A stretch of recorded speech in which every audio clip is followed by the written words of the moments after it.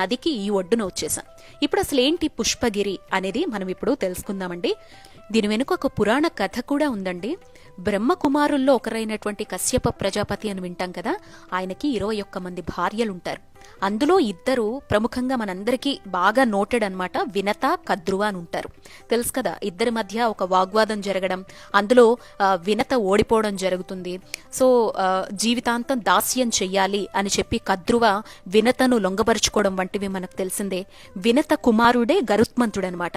కద్రువకి ఏంటంటే 2 సర్పాలు పుడతాయి. సో ఇదంతా కూడా పురాణ ప్రాశస్త్యం అండి. ఇందులోకి వెళ్ళామంటే చాలా డీప్ గా వెళ్ళిపోవాల్సి వస్తుంది.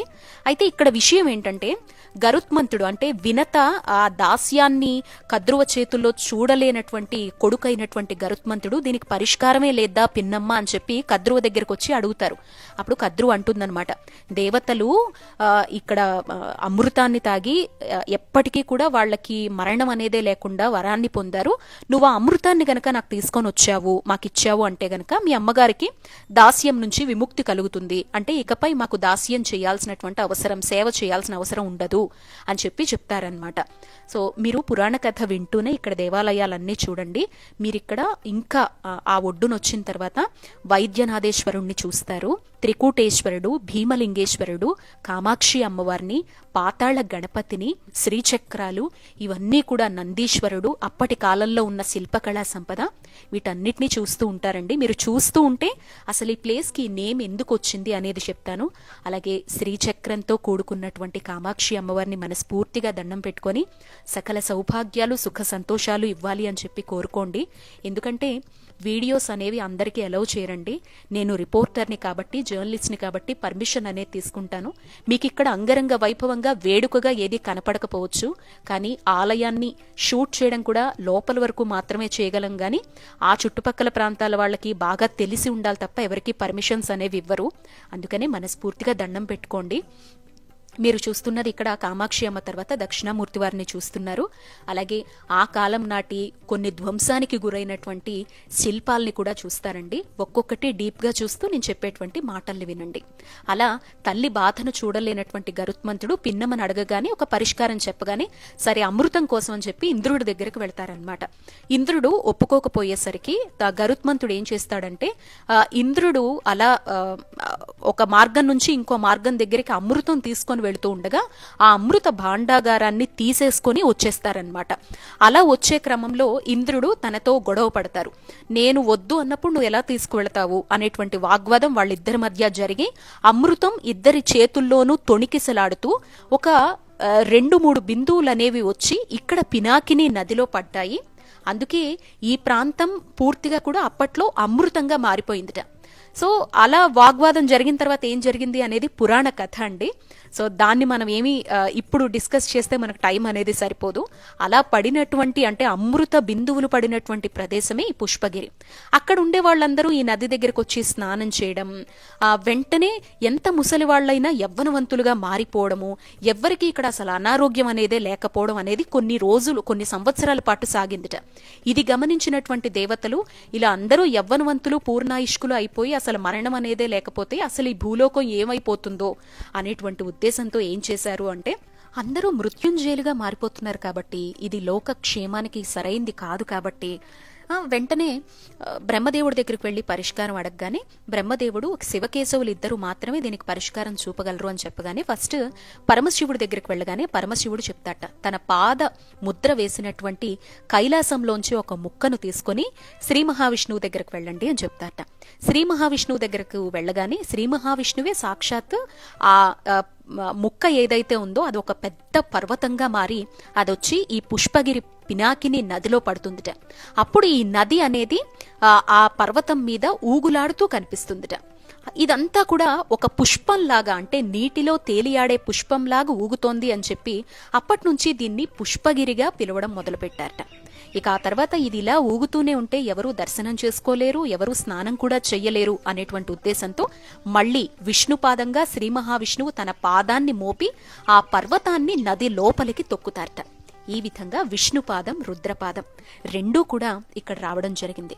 చాలా పరమ పవిత్రమైనటువంటి ప్రదేశాన్ని సందర్శిస్తే గనక అనుకున్నటువంటి సంకల్పాలన్నీ నెరవేరుతాయి అని చెప్పి భక్తుల నమ్మకం.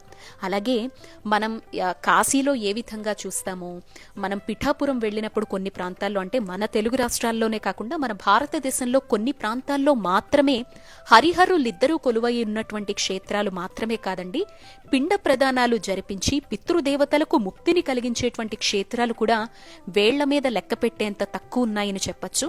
అందులో కూడా కృతయుగం నాటి అద్భుతమైనటువంటి క్షేత్రం ఈ పుష్పగిరి. ఇక్కడ మన పెద్దవాళ్లకు గనక పితృకర్మలు నిర్వహిస్తే, శ్రాద్ధ కర్మలు నిర్వహిస్తే గనక వాళ్ళు పుణ్యలోకాలను అందుకుంటారు అని చెప్పి కూడా పెద్దవాళ్లు చెప్తారు. చూస్తున్నారుగా, ప్రతి ఘట్టం, ప్రతి అణువణువు కూడా ఎంత చారిత్రకతను నింపుకొని, ఎంత అత్యద్భుతంగా స్వయంభూ క్షేత్రాలుగా సాక్షాత్ దేవతలే. ఇక్కడ కనిపించే ప్రతి లింగము కూడా ఒక్కో యుగంలో ఒక్క దేవతామూర్తి ప్రతిష్ఠించిందిగా చెప్తారు. శ్రీరామచంద్రమూర్తి ఇక్కడకు రావడము, ఒక లింగాన్ని ప్రతిష్ఠించడము, ఆ తర్వాత మళ్ళీ ఇంకొక యుగంలో శ్రీకృష్ణుడిగా కూడా స్వామివారి ఇక్కడికి రావడం జరిగింది. ప్రతి యుగంలో కూడా బ్రహ్మదేవుడితో సహా ఎంతో మంది దేవతామూర్తులు, మునులు, ఋషులు ప్రతి ఒక్కరూ వచ్చి ఇక్కడ ఏదో ఒక రూపంలో ప్రతిష్ఠించినటువంటి లింగాలు మాత్రమే కాదండి, స్వయంభూలుగా కూడా చారిత్రకంగా పూజలు అందుకుంటోంది దేవాలయం. మీరు చూసింది ఇప్పుడైతే మాత్రం శివపార్వతుల్ని సాక్షాత్తు చూశారు. ఎంత చారిత్రకంగా ఉందో చూశారు కదా. ఒకవేళ ఈ ఆలయాన్ని సందర్శించాలి అంటే మనకి టైమింగ్స్ ఏముంటాయి అని చాలా మందికి డౌట్ ఉంటుంది. విశేషమైనటువంటి పర్వదినాల్లో తప్ప మిగతా అన్ని రోజుల్లో కూడా మనం గమనిస్తే ఇక్కడ పెద్దగా భక్తజన సందోహం అయితే ఉండదండి. ఉదయం 7 గంటల నుంచి మొదలు పెడితే మధ్యాహ్నం కాస్త లంచ్ బ్రేక్ అనేది తీసేస్తే మళ్ళీ సాయంత్రం 7-8 వరకు కూడా ఇవన్నీ తెరిచే ఉంటాయి. మాక్సిమం మనం 6 గంటల లోపల రావడమే మంచిది. ఎందుకంటే మనం వచ్చేటువంటి ప్రదేశం కొంచెం దుర్భేద్యంగా ఉంటుంది, గుర్తుపట్టలేనట్టుగా, వెళ్లేందుకు ఇబ్బందికరంగా ఉంటుందన్నమాట. చిన్న చిన్న గ్రామాల లోపల నుంచి రావాల్సి ఉంటుంది. హైవేలో అయితే కడప నుంచి కర్నూలు వెళ్లే మార్గంలో హైవేలో 16 కిలోమీటర్లు వచ్చేసామంటే లెఫ్ట్ లో కనిపిస్తుంది. కానీ లోపలికి రావడానికి ఒక 2-3 కిలోమీటర్లు పడుతుంది. అప్పుడు మనకి కొంచెం రోడ్స్ అనేవి బాగోవు కాబట్టి మాక్సిమం పగలుపూట దర్శనానికి ప్రిఫరెన్స్ ఇవ్వడమే మంచిది. ఒకవేళ స్టే చెయ్యాలి, మేము వచ్చింది చాలా దూర ప్రాంతము, స్టే చేయడానికి అవకాశం లేదా అంటే దేవస్థానానికి సంబంధించినటువంటి సత్రాలు గాని అక్కడ ఉండేటువంటి ప్లేస్లు గాని ఏం లేవు, గాని కడపలో స్టే చేయొచ్చు. లేదా కర్నూలు నుంచి స్టే చేస్తే గనక మనకి 3 అవర్స్ జర్నీ ఉంటుందన్నమాట ఈ టెంపుల్కి రావడానికి. సో కడపలో మనకి ఎయిర్పోర్ట్స్ కూడా అందుబాటులో ఉన్నాయి. దగ్గరలో కడప ఎయిర్పోర్ట్ కూడా ఉంటుందండి. అక్కడ నుంచి మనం లోపలికి రాగలిగితే గనక చక్కగా స్వామివారికి విశేష అర్చనలు, అభిషేకాలు వంటివి చేసుకోవచ్చు. తిరుమల ఏ విధంగా అయితే ఉంటుందో ఇక్కడ కూడా చెన్నకేశ్వరుడికి, అటువైపు చెన్నకేశవ స్వామిని చూసాం కదా, ఆ స్వామివారికి అభిషేకం అమ్మవారికి కూడా శుక్రవారం పూట ఉంటాయండి. సోమవారం ఇక్కడ కొలువై ఉన్నటువంటి పరమశివుడికి అభిషేకాదులు నిర్వహిస్తూ ఉంటారు. గణపతి వారికి బుధవారం నిర్వహిస్తూ ఉంటారు.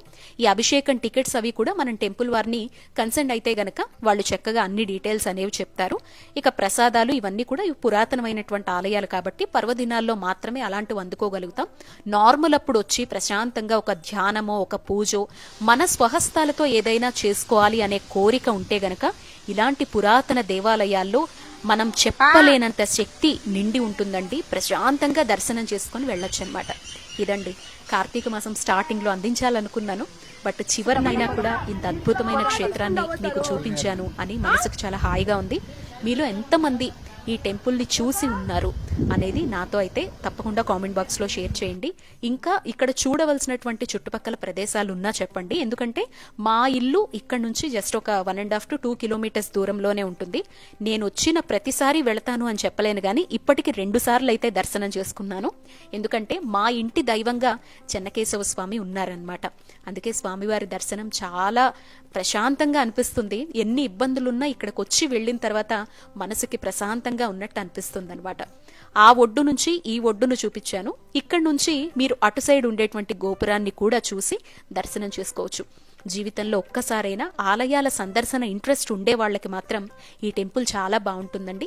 కడప జిల్లాలో కొలువై ఉన్నటువంటి చెన్నకేశవుణ్ణి, వైద్యనాథేశ్వరుణ్ణి దర్శించుకొని పునీతులు కావాలి అని చెప్పి మనస్ఫూర్తిగా కోరుకుంటూ, ఇదండి పుష్పగిరికి సంబంధించి నాకు తెలిసినటువంటి నేను చూసిన విశేషాలన్నీ కూడా మీ అందరితో పంచుకోవడం జరిగింది. మరొక చక్కనైనటువంటి వీడియోతో మళ్ళీ మీ అందరినీ కలుస్తాను. నమస్తే అండి.